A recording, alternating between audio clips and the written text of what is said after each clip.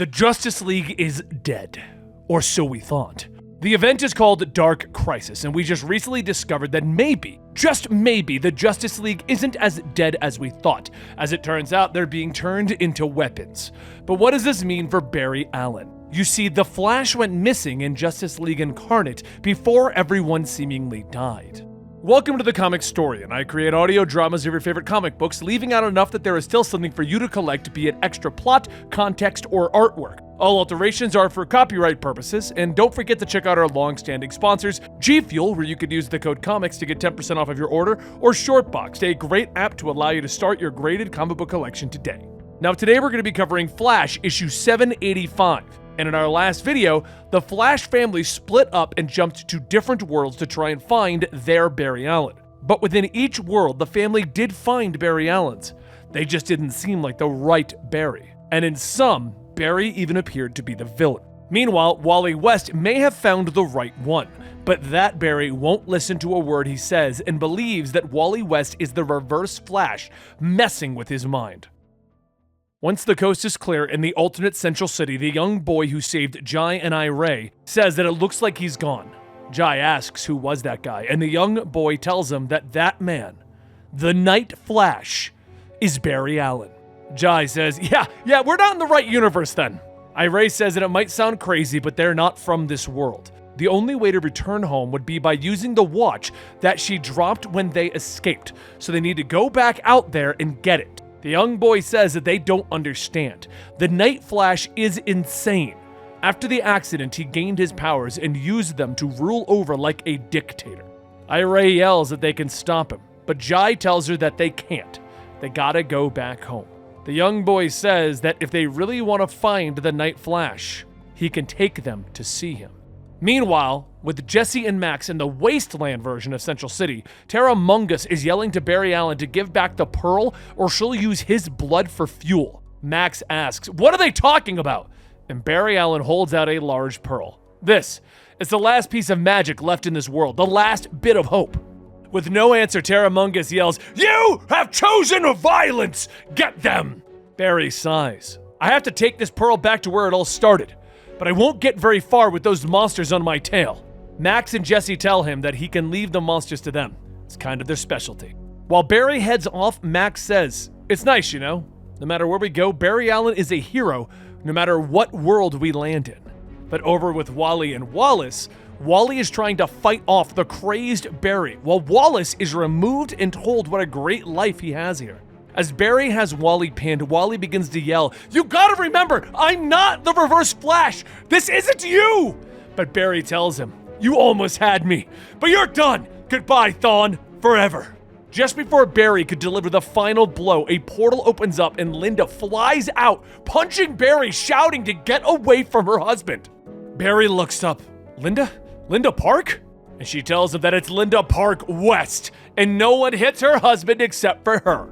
Barry is confused. I know you. She grabs him, telling him that that's because they're all a part of a family. She doesn't know what's going on, but they need him. Iris needs him. Ray and Jai are missing. The Justice League is dead, Barry. Barry shakes his head. Wait, hold on. Hold on. I remember. Pariah. The world. I remember everything. As Barry comes to, he helps Wally up. I'm so sorry. And Wally tells him not to sweat it. He's just glad that he's not being punched anymore. Barry then asks, what did Linda mean? So Wally explains the entire Dark Crisis situation back on Earth. And Barry tells him, the Justice League isn't dead. They're all on planets like this one. Whatever's going on, Pariah is in the middle of it. We'll need the League to stop Pariah. We need to find the others. He tells Wally to go back because the real world is going to need him. He's gonna get the Justice League back. Back over in Dark Central City, the young boy leads Ray and Jai into an alleyway and tells them to wait. The Night Flash could be here at any minute. And just as he said, the Night Flash appears and Ray gets to work punching and kicking him down. The Night Flash jumps back to his feet and turns to the young boy. What did you do? Did you turn them into mindless slaves? And the boy says that he was just using willing pawns, that's all. And maybe they wore him down enough that he can finally kill him like he killed his mother all those years ago.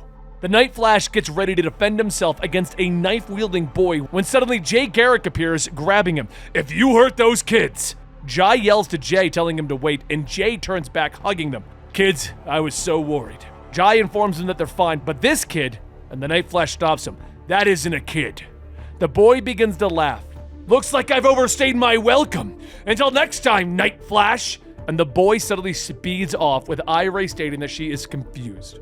So Night Flash states that the night that his parents died, the chemicals splashed on him and also splashed on the boy.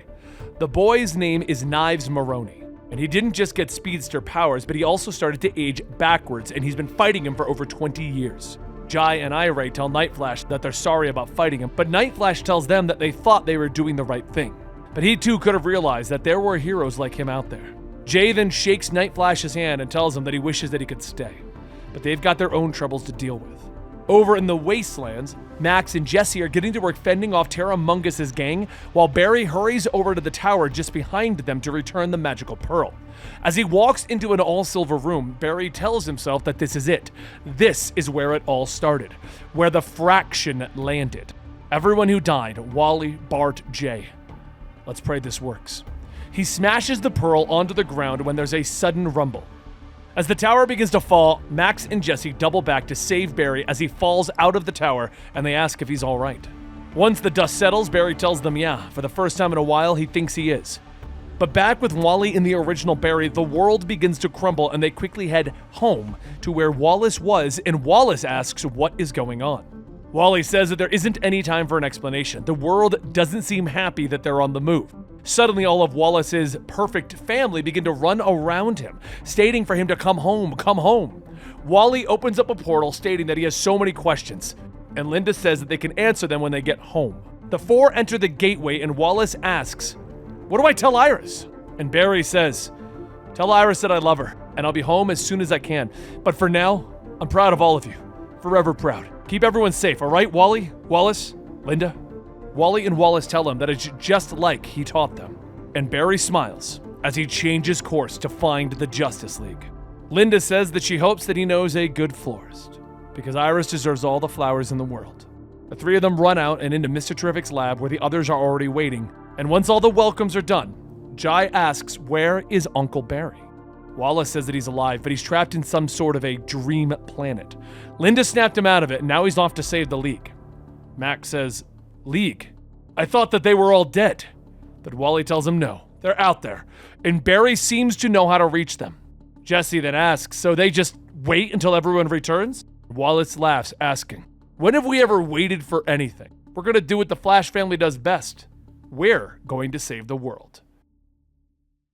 And there you have it. We all were kind of assuming that that's where the Justice League was after Dark Crisis number 3, but this gives us definitive answers, with one of the members stating that that is exactly what is going on. But we've been combining these Flash issues with the Dark Crisis Young Justice. Now, in our last video, the 3 Young Justice heroes found themselves in a world that was just like theirs, but different.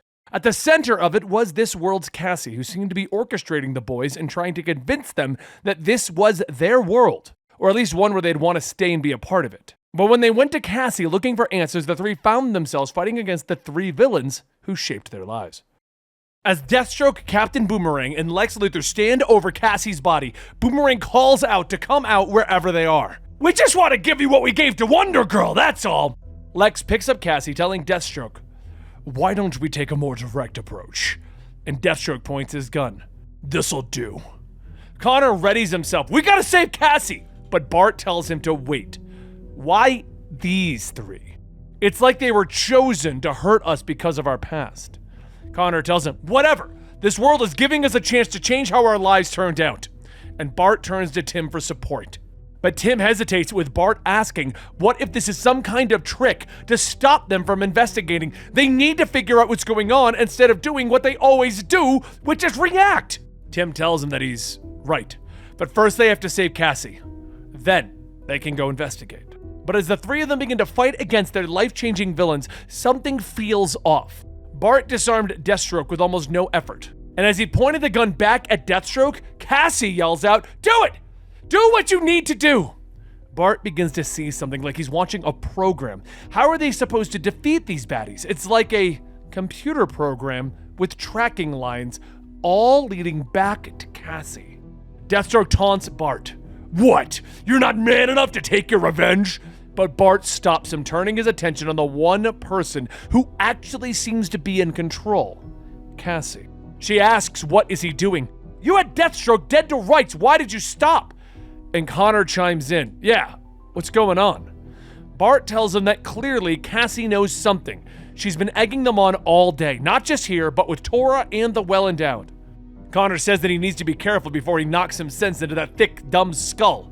And that's when Bart and Connor begin to fight, with Tim finishing up subduing Boomerang, splitting the boys up, asking if they could just knock it off already.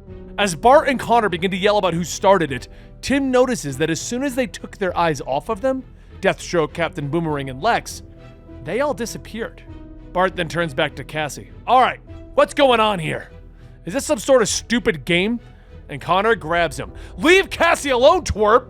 Connor looks at Tim for support, but Tim says that Bart is right. Something is going on, but he's not convinced that Cassie has anything to do with it. He's going to need more data.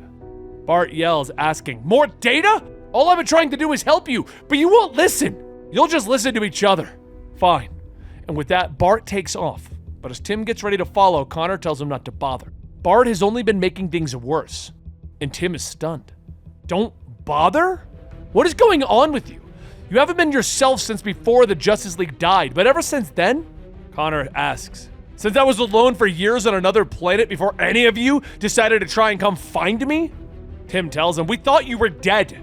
Cassie and I went through hell without you. Cassie tells him that Connor doesn't remember what happened after he died, does he? But over with Bart, he's determined to figure out what's going on with or without the others. He passes by the Flash Museum and he notices that things are still loading in. Like they were with the fight with Deathstroke. Like he's moving too fast for a simulation. He stops and Cassie appears, telling him enough of this. You have one more chance. Isn't this world better? A world where you're next in line to be the Flash? You have so many fans, Bart. Bart looks around to see the people walking around wearing shirts with him on it. All he ever wanted was for people to take him seriously. He sacrificed so much for that goal. But he turns to Cassie. What's the cost? There's always a cost with this stuff, but whoever's running this world is underestimating me.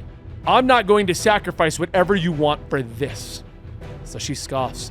Fine, and snaps her fingers. Over with Tim, he is sitting on the outskirts of Gotham thinking about how it's been so long since he's seen the city like this. It's almost peaceful. Cassie sits beside him, and Tim says that Connor has no idea what it was like when he was dead. She was the only one who understood. Cassie leans close, telling him that he doesn't always have to be so uptight about these things. He can stay here and be next in line for the mantle. Here, there's no Damian. Isn't that what you always wanted, Tim? If you go back, you will never be Batman. Tim asks, what if I want to go back? So she sighs, snapping her fingers.